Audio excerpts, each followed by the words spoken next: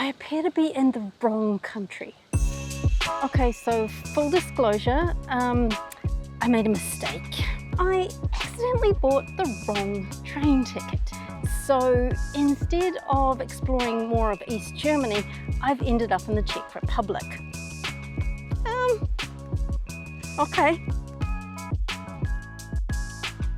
I mean, honestly, so far I'm quite excited about this idea.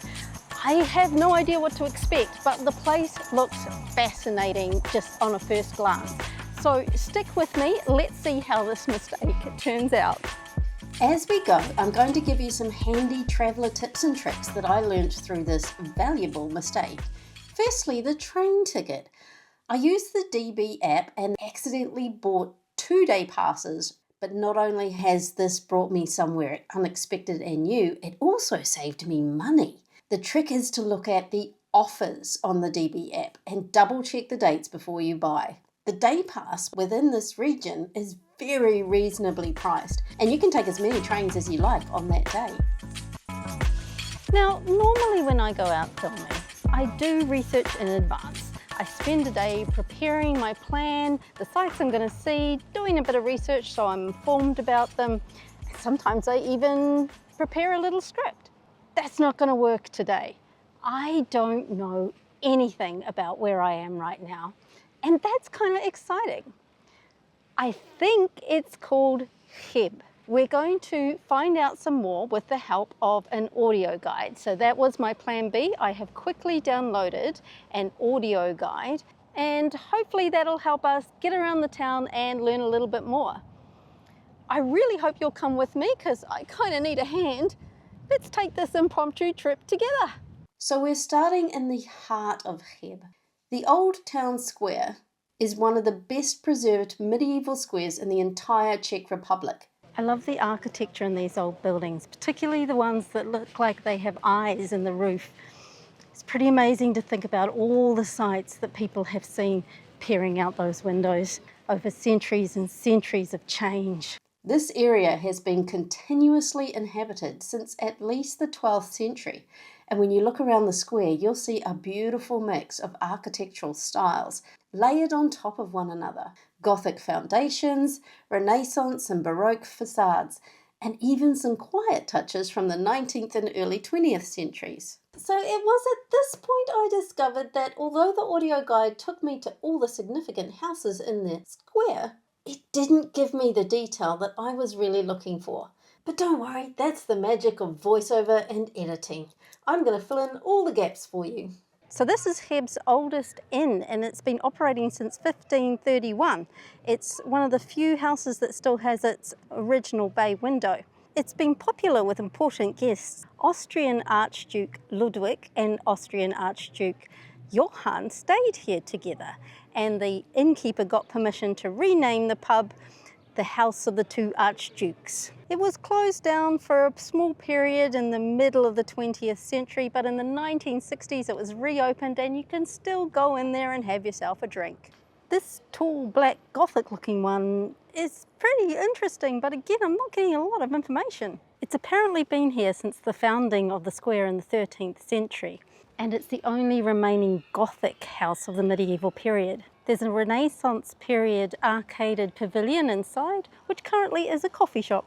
In 1833, a memorial plaque to the Schrödinger family was here outside this building, but then it was removed after World War II. It doesn't give me any information as to why and what that family's involvement might have been, so I'm going to look that one up. Later research taught me that after World War II, there was a big shift in places like Cheb, which had had a large German-speaking population for centuries. Suddenly, German names and symbols were erased from public spaces to reassert Czech identity.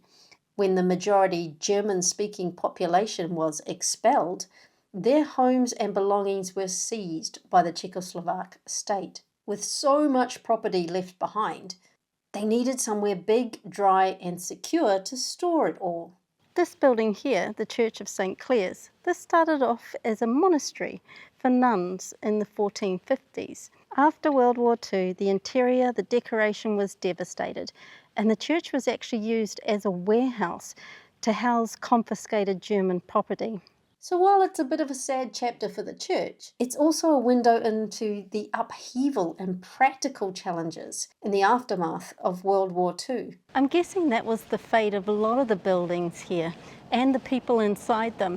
You had to kind of just roll with the punches, do what you needed to do and adjust as different political regimes came in and took control. I find it really interesting to see how collective trauma is processed and remembered by different communities.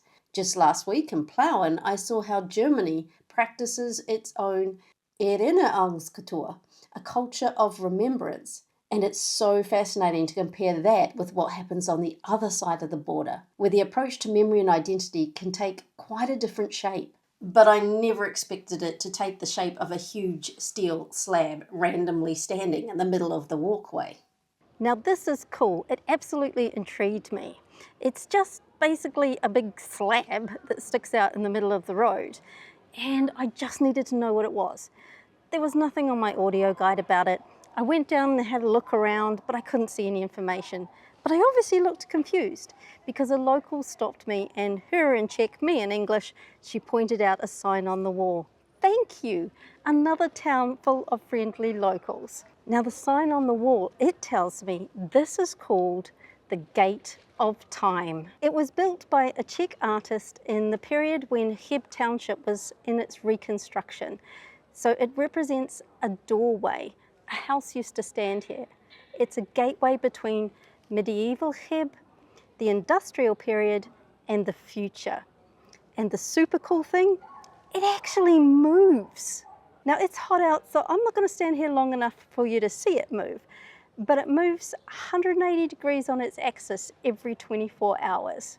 So at midnight it's symbolically closed, and at noon it's open. And when it's open, the date written on the side, 1061, matches up with a timeline of all the other important dates in Cheb's history. This timeline runs all the way down the street. And the impressive thing, it's in 3 languages, Czech, German, and English. Thank you. Because it's right on the boundary between the Slavic and Germanic worlds. Cheb has always been a strategic and often hotly contested town. Its political identity has constantly shifted. Seriously, this is awesome. You can walk the entire history of the town. From the Kingdom of Bohemia to the Habsburg monarchy. 1742, French troops besiege and conquer Cheb. Then Austro-Hungary, and finally into the whirlwind of the 20th century. The town was annexed by Nazi Germany as part of the Sudetenland. 1944 was the first significant bombing of the town by the Allies. And on April 25th, 1945, the American army liberated the town.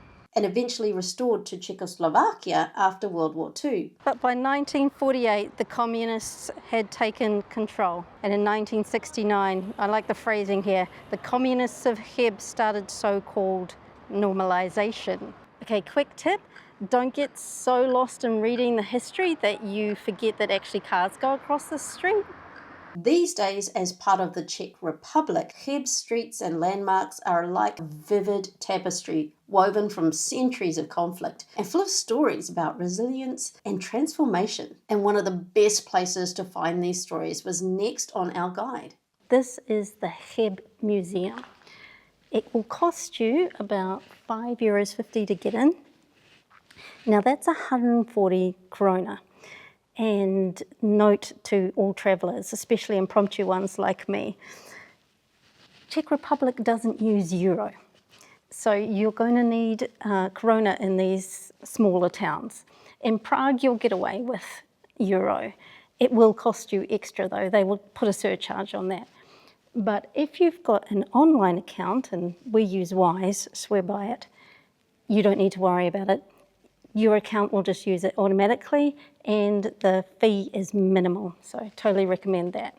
The museum was full of both historical treasures and modern displays, including an intriguing interactive model which I could not resist. I think I press some buttons and I spin some stuff. I've got options in Czech and in German, not in English, but that's okay. I know 1 or 2 German words, and it looks like there's a lot of illustrations, so let's see what happens. Mining has played a huge role in shaping the Czech lands for centuries, with local miners facing tough, often dangerous conditions. This is hard work. I'm guessing the designers of this display wanted you to really feel the energy required in this process, not just watch it passively. You have to continuously keep moving all the dials and the levers in order for the journey to move through, much to the amusement of fellow visitors. The exhibit then recreates the basic living quarters of where miners and their families spent their daily lives, giving a real sense of the community spirit that defined mining towns like Cheb. There is a wealth of information in the museum, but it is all Czech or German. So this is where, if you're an impromptu traveller, your Wi-Fi will come in really handy. Google Translate can be your friend. So you want to check your plan if you're travelling through Europe to make sure that you're going to get access in whatever country you happen to turn up in. So it appears to be your typical Czech household in the 50s and 60s. We've got mum here preparing the bread, I would say, making dinner with local and international news maybe. And Dad's had a long day. He's reading the paper on the couch. What surprised me was how familiar this felt. It really challenged some of my assumptions about life in Czechoslovakia during the political era of the Soviet bloc. I always pictured these places as a bit behind the times, but the kitchen appliances and furnishings were actually quite modern for their day. Of course, it's important to remember that experiences varied and there were periods of scarcity. I guess this is when you start to realise the extent of globalisation, because to be honest, I don't think that my grandma's house would have looked too different than this back home in New Zealand. The only thing I can think of is that Granddad would have been in the garden and it would have been Granny with the paper, because she would have had some money on the horses. Okay, but I have never seen anything like this before. This is incredible. This is Willie Russ's monumental Cheb stove. It's 3 meters tall and wide and covered in reliefs showing the customs and traditions of the region. And the stove's journey is almost as dramatic as its design. After World War II, it was confiscated and later declared ideologically unsuitable, which landed it in a castle cellar with a pile of coal, almost lost to history. It was only by chance that it survived and eventually made its way back to Cheb. For a small city, this is a much bigger museum than I expected. There's some super interesting stuff here. I highly recommend this if you happen to end up in Cheb. I just want to say thank you to all our subscribers. You really make such a big difference. And if you haven't subscribed yet, please hit subscribe and the notifications bell. Of course, the Cheb stove and the museum's other treasures aren't the only pieces of Cheb's heritage that have had to be brought back to life after abandonment or destruction. So next the guide took me here to the Church of St. Nicholas and St. Elizabeth, and I have to say it's a pretty grand looking church. It is in fact the oldest standing church in Cheb, but it's been burned down many times in its lengthy history and continuously rebuilt. The last biggest set of modifications were in 1864 when a neo-Gothic roofing was added. But that was bombed in 1945. The Allied forces destroyed it. But earlier this century, a 3-year effort to raise enough money to repair the roofing was successful. So that scar that was across the Cheb skyline has been repaired with the 26-metre tall spires. And the best part? You can walk all the way up there. Ooh, I can never resist a tower climb. Now this is where the impromptu traveller is going to need a bit of luck. Hopefully you've got some coins in your pocket, and lucky me, I do. You're going to need €1 or 40 krona to get through the gate. Well, I'm definitely getting a workout today. But it's worth every step. The view is magnificent. 360 across the town. Today, St. Nicholas serves as a powerful symbol of Cheb's resilience and layered history. But just up the hill, we're stepping into the very place where one of the most dramatic chapters unfolded. So now we're at Cheb Castle with its iconic black tower. You may notice at this point that my face is getting a little pink. Yeah, it's hot out. I've got my water, don't worry, I am taking care of myself. But note to all impromptu travellers, make sure you bring your water bottle. Now, I couldn't film inside the castle for you, but it was another great exhibition, around about €5 in price and not too many people there.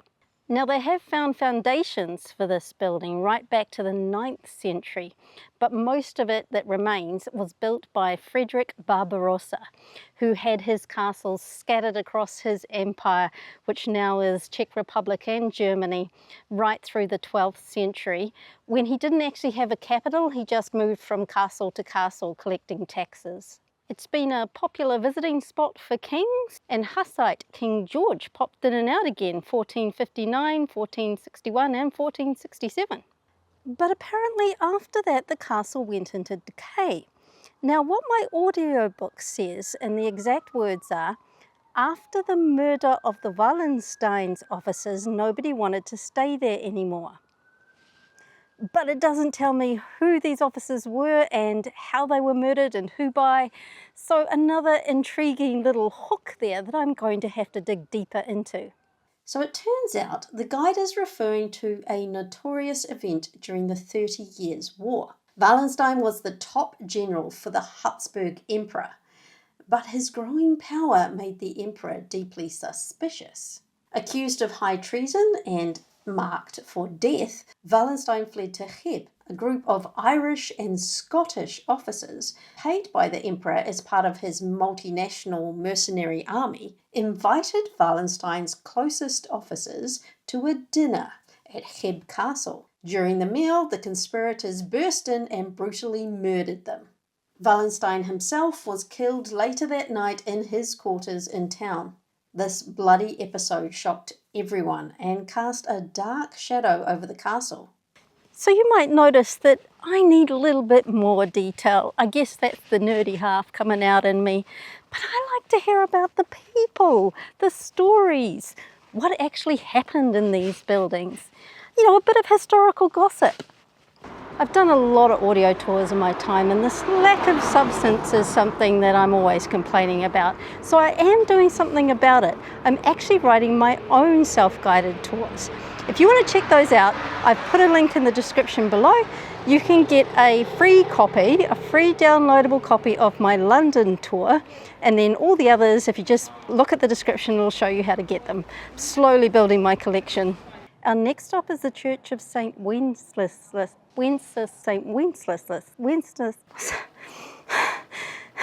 Our next stop is the Church of St. Wenceslas and the Dominican Monastery. I think I got it. The Czechs obviously have no problem saying his name because he's actually the country's patron saint. And yes, this is the famous, aka Václav, the 10th century Duke of Bohemia, who features in the Christmas carol Good King Wenceslas. He's a huge deal in Czech history.